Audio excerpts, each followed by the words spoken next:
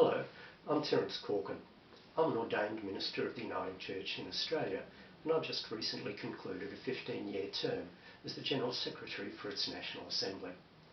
I'm working with the Commission on the General Conference in the development of Rule 44 and in the training of leaders. At Portland, I'll be facilitating the process.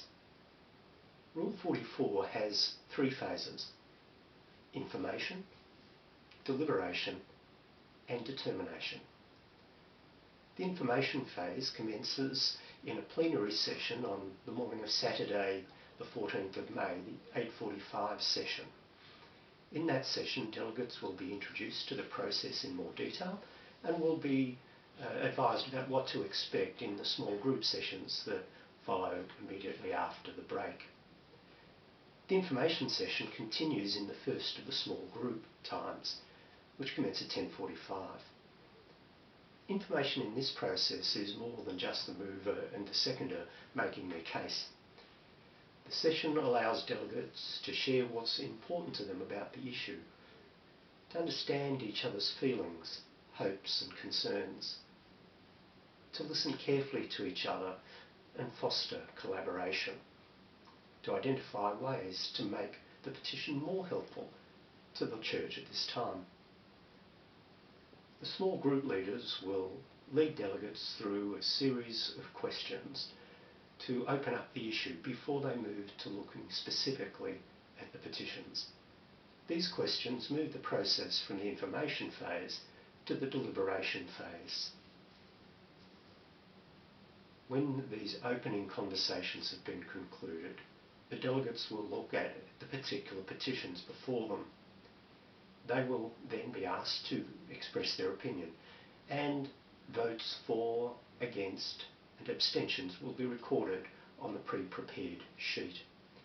That sheet will be read back to the members of the group to confirm that it's an accurate reflection of the decisions that were taken by the group before it's signed off by the recorder.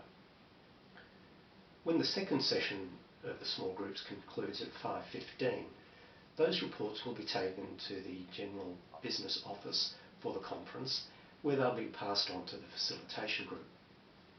The facilitation group is a group of 6 people who have been elected by the General Conference in 2016 to exercise this responsibility. They'll have been chosen because of their spiritual maturity, their ability to analyse complex data, their skills in recognising themes and being able to express those clearly, and their capacity to draft petitions.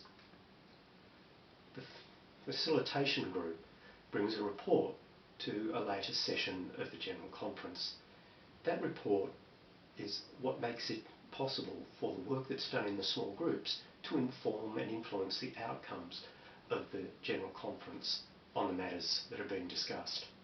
So on Tuesday at 10:30, the facilitation group will bring its report and it will convey back to the General Conference in plenary session the views of the delegates about the petitions, any additional suggestions that have arisen through the small group process, and draft petitions that reflect those positions that have been put forward by the delegates in their earlier conversations.